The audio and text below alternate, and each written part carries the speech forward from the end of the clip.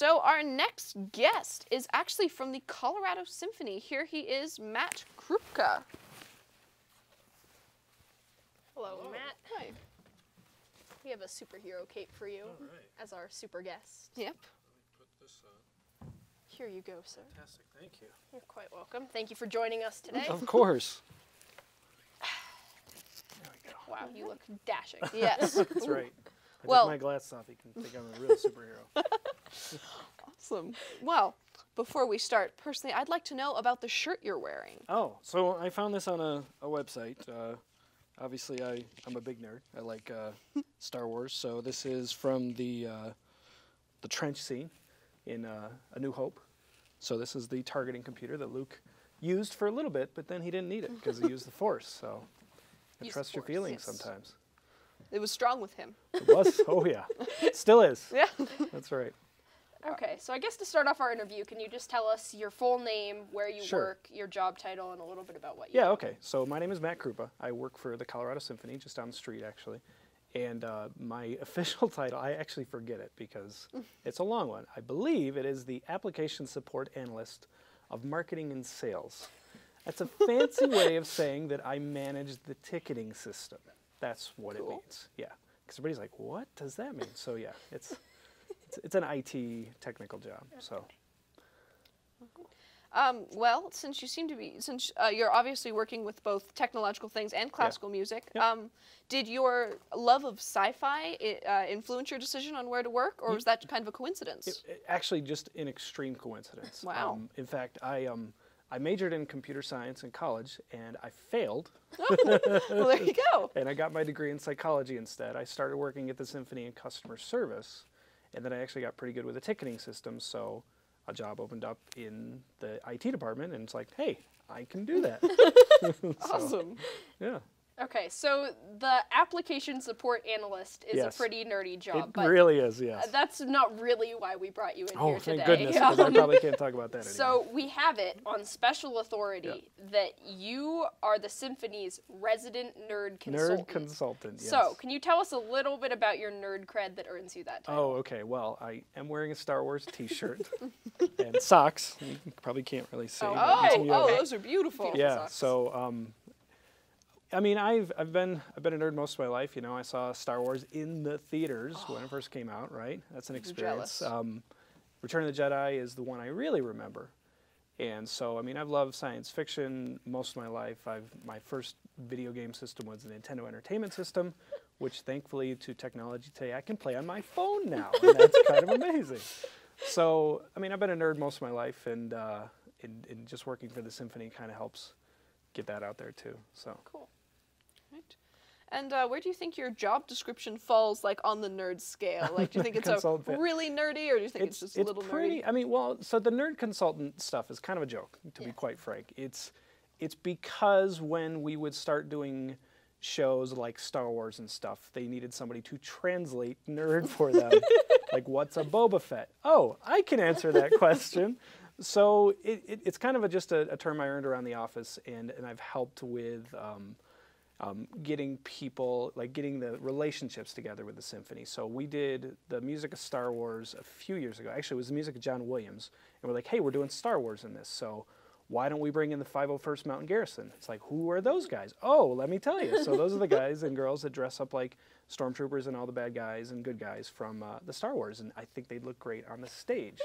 So we put those two together, and that's kind of how my nerd consultancy started, I'd say.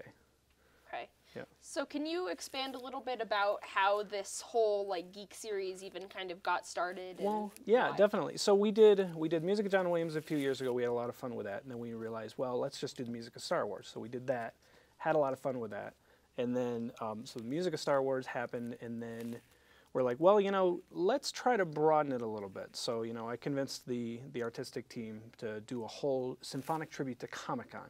So it's like, well, we don't have to just be limited to Star Wars or John Williams. We can do, you know, the music of Game of Thrones. We can do the Walking Dead theme. We had somebody play theremin to do the Doctor Who theme. Yeah, this was a few years ago. So that was kind of our first really jump into having like a geek series for the Colorado Symphony, and it was pretty amazing if you weren't there.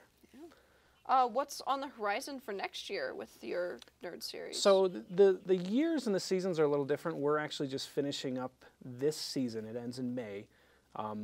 So far this season, we've done the music of Animaniacs, which we had the live voice actors come in. Awesome. It was amazing. Wow. It was, and I got to meet them all. It was, my 13-year-old self was like, this is the best day of my life.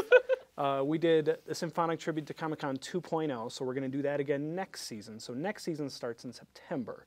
But then we have our summer season. Summer season we're going to do at the end, or at the beginning of it, we have the music of Star Wars again. And we're going to do the music of Harry Potter. We're going to be announcing that in a few weeks. We did it last summer, and that was fun. And then we're going to do Symphonic Tribute to Comic-Con version 3, Back to the Future, the movie, with the score played live by the orchestra. That's going to be good. And especially since it's 2015, I mean, that kind of needs to happen. The perfect year. The music of Pixar, so we got that slated. Psycho, the movie with the live score played for Halloween. So it's going to be a very geeky year.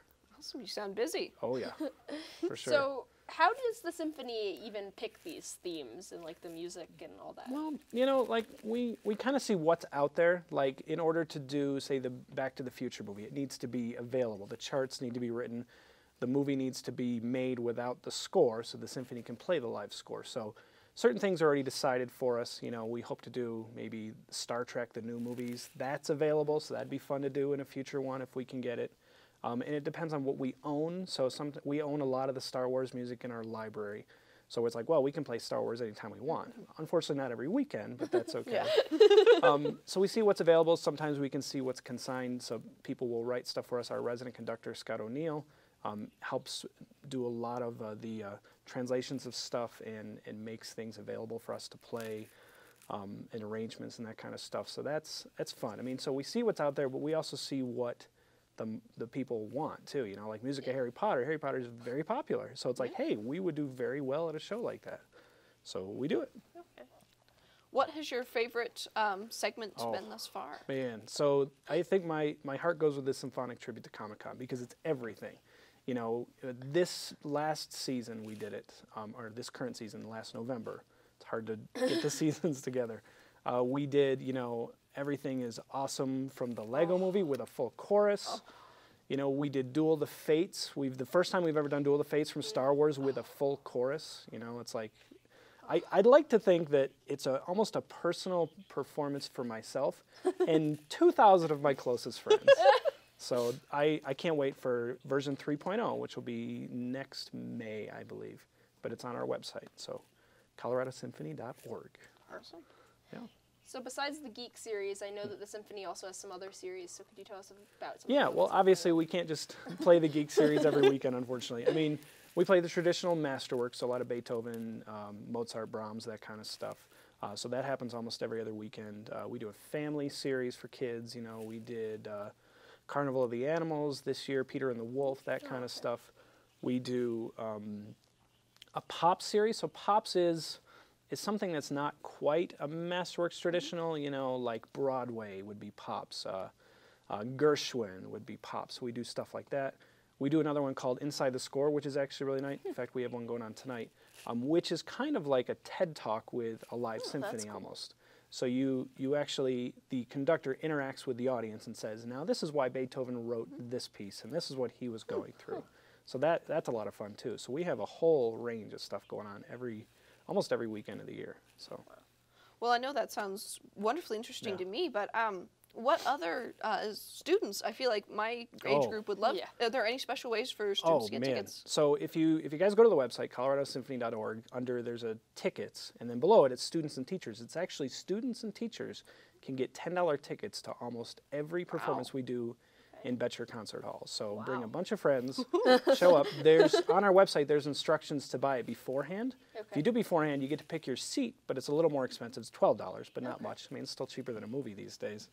And pretty much all the Geek series stuff is available.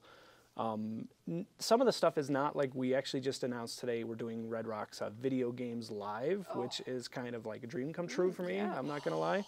No student tickets for that, but almost everything in Betcher Concert Hall. You can get $10 tickets for students and teachers. You got to buy it online or in person with a student ID. and you pick it up at will call and have some fun. Well, It's a really great night. I'm definitely doing that. Yes, Definitely. please do. It's a lot of fun. So, obviously, as seen by your shirt and what you've told us today, you're a big Star Wars fan. Oh, man. And you work with the symphony. So, what are your thoughts on, like, John Williams' music? Oh, okay, so John Williams is probably the greatest film composer of our generation. I'm just going to say that. Maybe Danny Elfman's up there, too. I mean, I think thanks to John Williams, Danny Elfman, my love of classical music came from movie scores, you know. I remember seeing Star Wars so many times in the theaters, and like I can hear the first few notes, be like, "Yep, I know what that is." So John Williams is the man. He really is. Cool. Well, as we were saying, you're clearly a big Star Wars nerd. What's your favorite Star Wars film? Oh man, is it cliche to go Empire Strikes Back? I mean, it is. It's one of the best ones. Although I mean, Return of the Jedi is up there too. Yeah. And maybe, I don't know, in December, maybe this new one could be. Yeah. If it's anything as good as the trailer, we're in for some good movie. What do you think of the announcement that there'll be a new one every summer? Oh, I can't wait. It means I'm going to be spending a lot of money is what that means, yes.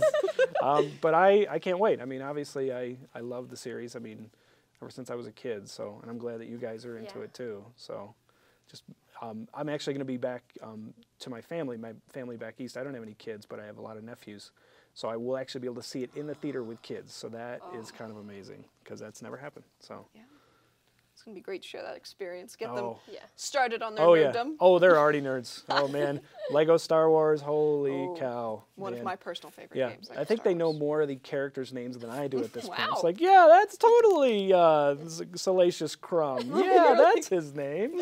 So, yeah. Lego Star Wars. Oh, That's man. how you learn your character. That's right, yes. With the little heads that pop up. So. Right? So, if we're trying to, like, frame our, like, knowledge of, like, nerds and stuff, what do you think is the difference, in your opinion, between nerds and geeks and, like, dorks and, like, all the different terms? Do you think there's a difference? I don't think so anymore. I mean, when I was a kid, nerd was kind of a derogatory term. It was like, you're a nerd. It's like, yeah? And I don't think there's that much of a stigma anymore. I think it's, you know, let the geek flag fly, you know? It's like, I like Star Wars. I'm proud of it. I like, you know, you walk around, people's like, hey, nice T-shirt and that stuff. I don't really think there's a difference anymore. Yeah. I mean, I think there used to be, but no. I mean, they're all great things to be called, in my opinion.